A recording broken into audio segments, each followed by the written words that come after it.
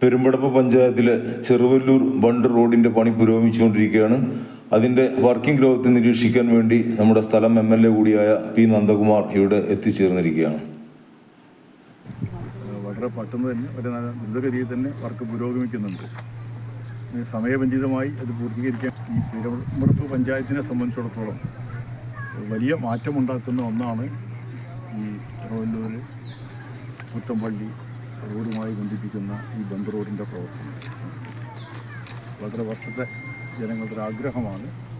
അതിൻ്റെ സബലീകരണം പെട്ടെന്ന് നടക്കും എന്ന രൂപത്തിലേക്ക് തന്നെയാണ് ഇപ്പോഴത്തെ പ്രവർത്തനം നമുക്ക് കാണുമ്പോൾ തോന്നുന്നത്.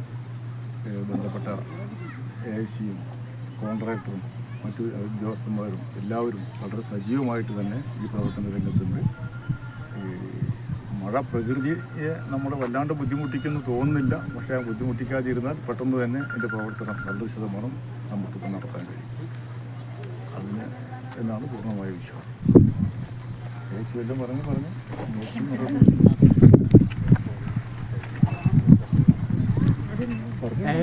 പറഞ്ഞു ആക്സിഡന്റ് ടൈം പീരീഡിനെ കുറിച്ച് എന്ത് പറയുന്നു? സാറ് പറഞ്ഞ പോലെ തന്നെ മൺസൂൺ ആണ് മെയിൻ. ഇപ്പോൾ ഈ ഒരു മാസം കൊണ്ട് നമ്മൾ ഏകദേശം 50% വർക്ക് കംപ്ലീറ്റ് ചെയ്യാനാണ് ഉദ്ദേശിക്കുന്നത്. അതായത് നമ്മളൊരു ബ്രിഡ്ജും കൂടി ഓൾട്ടർനേറ്റ് ചെയ്യുന്നുണ്ട്. അതുവരെയുള്ള ഭാഗങ്ങൾ ചെയ്യാമെന്നാണ് ഉദ്ദേശിച്ചിട്ടുള്ളത്. മൺസൂൺ മൊത്തം ബ്രിഡ്ജിന്റെ രണ്ട് ഭാഗത്തായിട്ട് റോഡിന്റെ വീതി എത്രയാണെന്ന് പറയാൻ പറ്റുമോ? 7.5 മീറ്ററാണ് റോഡിന്റെ വീതി. ഫുള്ളും ഫുട്പാത്ത് 1 മീറ്റർ വീതമാണ്. ബോത്ത് സൈഡ് ഈ കോൺട്രാക്ടറാണ് പറയേണ്ട അവസാനം തീർക്കാൻ കഴിയുന്നത്. നമ്മൾ കൂടി പറഞ്ഞേക്കാം. കോൺട്രാക്ടർ എന്നുള്ള ആൾക്ക് 2025 ജൂൺ ഈ ജൂൺ കഴിഞ്ഞാൽ നമുക്കൊരു ആഗസ്റ്റ് ആകുമ്പോഴേക്കും വർക്ക് കംപ്ലീറ്റ് ചെയ്യാൻ കഴിയും. ഫസ്റ്റ് ബേസ് ഇട്ട് കഴിഞ്ഞാൽ അതിന് മഴയാണെങ്കിൽ നമുക്ക് ഒരു പ്രശ്നം ഉണ്ടാവുക. മഴ ജൂണിലാണ് പെയ്യണമെന്നുണ്ടെങ്കിൽ നമുക്ക് പ്രശ്നമാണ്.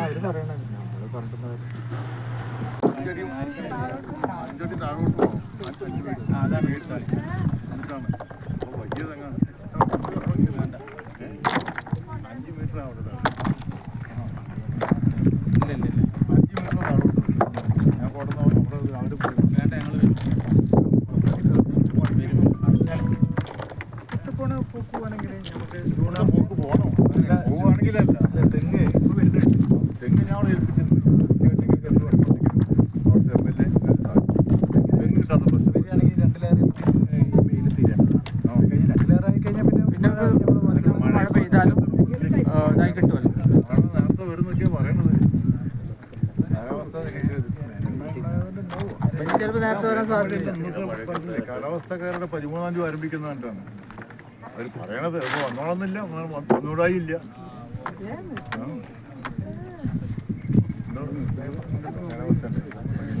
കേരളത്തിൽ ആരംഭിക്കാൻ പോകുന്നതാണ്.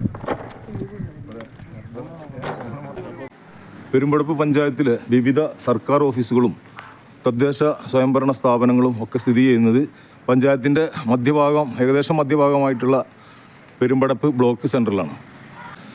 അതേപോലെ പെരുമ്പടപ്പ് ബ്ലോക്ക് പഞ്ചായത്ത് ഇതിൻ്റെ അകത്തേക്ക് കയറിയാൽ പെരുമ്പടപ്പ് ഗ്രാമപഞ്ചായത്ത് സർക്കാർ മൃഗാശുപത്രി, അതായത് വെറ്റിനറി ഹോസ്പിറ്റൽ, അതേപോലെ ഇവിടെ കമലാ സുരയ്യ സ്മാരക ലൈബ്രറി പെരുമ്പടപ്പ് ഗ്രാമപഞ്ചായത്തിൻ്റെ അണ്ടറിൽ ഇവിടെ സ്ഥിതി ചെയ്യുന്നുണ്ട്. ഈ ലൈബ്രറി ഇവിടെ സ്ഥിതി ചെയ്യുന്നത് പെരുമ്പടപ്പ് പഞ്ചായത്തിൽ എത്ര പേർക്ക് അറിയുമെന്നറിയില്ല. കാരണം ഇവിടെ വായനൊക്കെ മരിച്ചുകൊണ്ടിരിക്കുന്ന ഒരു കാലഘട്ടമാണല്ലോ. കൂടാതെ ഇവിടെ ONV സ്മാരക കോൺഫറൻസ് ഹാളുണ്ട്. ഇത് പഴയ വില്ലേജ് ഓഫീസിൻ്റെ കെട്ടിടം പൊളിച്ചുകൊണ്ട് പുതിയ വില്ലേജ് ഓഫീസ് പണിതുകൊണ്ടിരിക്കുകയാണ്. കൂടാതെ ഇവിടെ പ്രധാനമായിട്ട് കൃഷിഭവൻ്റെ ഓഫീസുണ്ട്. കേരള കാർഷിക വികസന ക്ഷേമ വകുപ്പ്.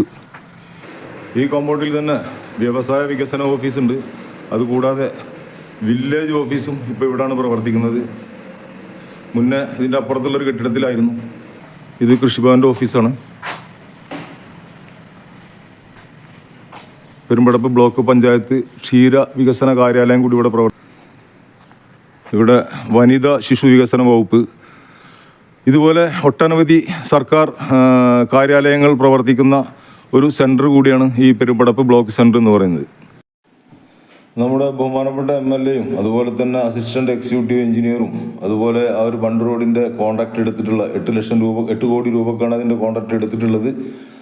അതിൻ്റെ പണി കഴിഞ്ഞാൽ ഏറ്റവും കൂടുതൽ പ്രയോജനം ലഭിക്കുന്നത് ഈ പഞ്ചായത്തിൻ്റെ കിഴക്കൻ മേഖലയിൽ സ്ഥിതി ചെയ്യുന്ന 2 വാർഡുകളായിട്ട് 7-ാം വാർഡ് 8-ാം വാർഡ് അവർക്കെല്ലാം ഇത്തരം ഈ തദ്ദേശ സ്വയംഭരണ സ്ഥാപനങ്ങളിലൊക്കെ എത്തിച്ചേരണമെന്നുണ്ടെങ്കിൽ വലിയ ബുദ്ധിമുട്ടാണ്. ഈ റോഡ് ഈ ഒരു പാലം ഒക്കെ പ്രാവർത്തികമായിട്ട് സഞ്ചാരയോഗ്യമായി കഴിഞ്ഞാൽ അവർക്കെല്ലാം വളരെ സുഗമമായിട്ട് ഇവിടെ എത്തിച്ചേരാൻ കഴിയുമെന്ന് മാത്രമല്ല, ഇപ്പോൾ ഇക്കര പുത്തമ്പള്ളി കരയിൽ ഇവിടെ താമസിക്കുന്ന 10-16 വാർഡിലുള്ള ആളുകളുണ്ട്. ഇവർക്കെല്ലാം തന്നെ ചെറുവല്ലൂർ പോകണമെങ്കിലും അതുപോലെ തന്നെ ചങ്ങരംകുളം പോകണമെങ്കിലും ഒക്കെ ഒരുപാട് കിലോമീറ്ററുകൾ ലാഭമാണ് ഈ ഒരു സഞ്ചാരപാത സഞ്ചാരയോഗ്യമായി കഴിഞ്ഞാൽ.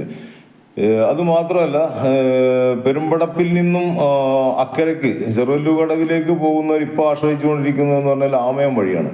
ഇതിലൂടെ ആകുമ്പോൾ ചെറുവല്ലൂർ വരെ ഏകദേശം പെരുമ്പടപ്പ് പഞ്ചായത്തിൻ്റെ പരിധിയിൽ വരുന്നുണ്ട്. ചെറുവല്ലൂർ സെൻറ്റർ കഴിഞ്ഞാൽ പിന്നെ വരുന്നത് ഒരു ഭാഗത്ത് ആലങ്കോട് പഞ്ചായത്തും ഒരു ഭാഗത്ത് നന്നമുക്ക് പഞ്ചായത്തുമാണ്. ഇതിൻ്റെ വർക്ക് പൂർത്തിയായി കഴിഞ്ഞാൽ 2 കരയിലുള്ളവർക്കും ഒരുപോലെ പ്രയോജനം കിട്ടുന്ന ഒരു പദ്ധതിയായിരിക്കും ഇത്. റോഡ് ആൻഡ് ബ്രിഡ്ജ് വകുപ്പിൻ്റെ PWDൻ്റെ അണ്ടറിലാണ് ഇതിൻ്റെ വർക്ക് നടക്കുന്നത്. സൂപ്പർവൈസ് ചെയ്യുന്നതൊക്കെ അവരാണ്.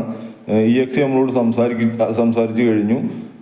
മഴ വന്നു കഴിഞ്ഞാൽ കുറച്ച് ബുദ്ധിമുട്ടും മഴ വരാനുള്ള സാധ്യത കൂടുതലാണ്. അപ്പോൾ അതുകൊണ്ട് തന്നെ ഇവർ പറഞ്ഞ ആ ഒരു ആ ഒരു ടൈം ലിമിറ്റിനുള്ളിൽ പണി കഴിയുന്നത് നമുക്ക് പ്രതീക്ഷിക്കാൻ പറ്റില്ല. പക്ഷേ ചെയ്യുന്നത് നല്ല സ്ട്രെങ്ത്തിലാണ്. 2 സൈഡിലും കരിങ്കല്ലുകൊണ്ട് കെട്ടി നല്ല സ്ട്രെങ്ത്തിലാണ് ചെയ്യുന്നത്.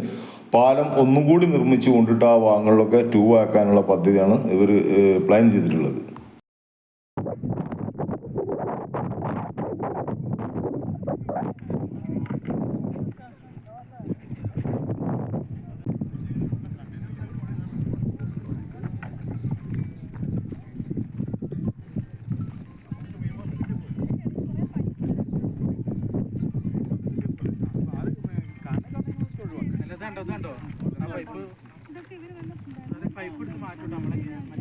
സെയിം ആയിട്ട് ഇവിടെ തന്നെയാണോ? സെയിം ഉയരത്തിൽ ഇവിടെ തന്നെ വരുന്നത് അല്ലേ?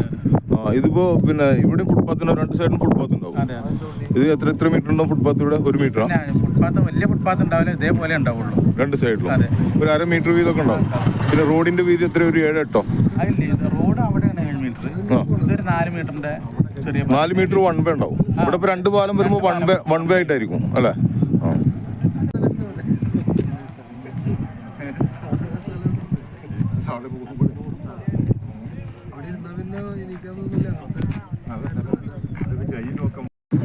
പണിക്കാരുണ്ട് അത്യാവശ്യം. അപ്പോൾ അത് കാരണം ഇവിടെ നമുക്ക് അതുകൊണ്ട് തടസ്സം വരില്ല. ഞാൻ അങ്ങനെ വിളിച്ചു പറഞ്ഞു എന്നോട്. പ്രതീക്ഷിക്കാത്ത മഴ വരുന്നതുകൊണ്ട് ശരിക്കും പ്രതീക്ഷിക്കാത്ത മഴ ഇപ്പോൾ ഇന്ന് പേപ്പറിൽ 13-ാം തീയതി കിടക്കേണ്ടതാണ് ഇപ്പോൾ ഈ സമയത്ത്. അല്ലെങ്കിൽ ഇപ്പോൾ നമ്മൾ പാലപ്പണി ഏകദേശം പൊന്തിയിരുന്നത്. ഇപ്പം ഇനിയിപ്പോൾ ബണ്ട് കെട്ടിയിട്ട് ഇപ്പം നാളത്തേക്ക് വെള്ളം അടിച്ച് തുടങ്ങാനാണ് പ്രതീക്ഷ. ഒരു ലിഫ്റ്റ് പൊന്തിയാൽ മതി, പ്രശ്നം തീർന്നു. ഒരു 1.5 മീറ്റർ ഹൈറ്റ് ആയി കഴിഞ്ഞാൽ അത് വേണം നോക്കിക്കോളി. എപ്പോഴാണ് മഴ അറിയില്ല. മഴയുടെ കാര്യത്തെ സംബന്ധിച്ചിടത്തോളം ഒരാഴ്ച കൊണ്ട് ലിഫ്റ്റ് ആവേണ്ടതാണ്. പ്രഡിക്റ്റ് ചെയ്യാൻ പറ്റില്ല. മഴയെ സംബന്ധിച്ചിപ്പോൾ ചിലപ്പോൾ നീണ്ടു, പക്ഷേ ചിലപ്പോൾ വന്നാൽ കുടുങ്ങി. പിന്നെ 3-4 ദിവസം ഒന്നിച്ച് മഴ ചെയ്താൽ വെള്ളം കിട്ടും. 4 ദിവസം മഴ വേണ്ട ഇവിടെ, വേറെ പ്രശ്നമൊന്നുമില്ല. ഈ 2 കരകളെയും ബന്ധിപ്പിക്കുന്ന ഈ പാലം ക്രോസ് ചെയ്ത് പോകുന്നത് പുഞ്ചപ്പാടങ്ങളുടെ മധ്യത്തിലൂടെയാണ്. 2 വശങ്ങളിലും വളരെ മനോഹരമായിട്ടുള്ള കാഴ്ചകളാണ്. ഒരുപാട് ടൂറിസം പദ്ധതികൾക്ക് സാധ്യതയുള്ള ഒരു മേഖല കൂടി, ഒരു പ്രദേശം കൂടിയാണിത്.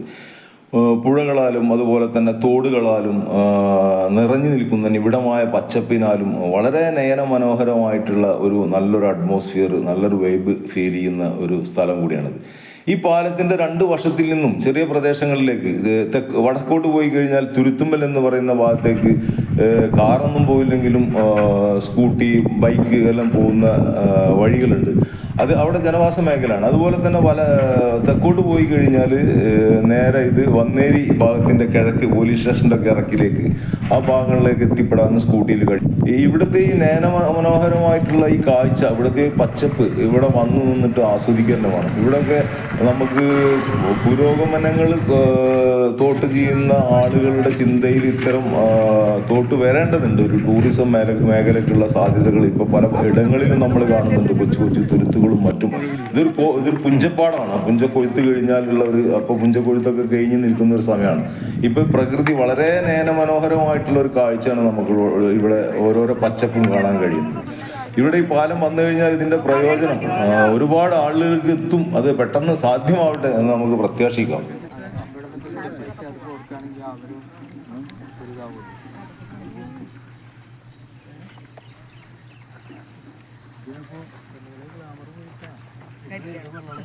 അതുണ്ടെങ്കിലല്ലേ പോവുക.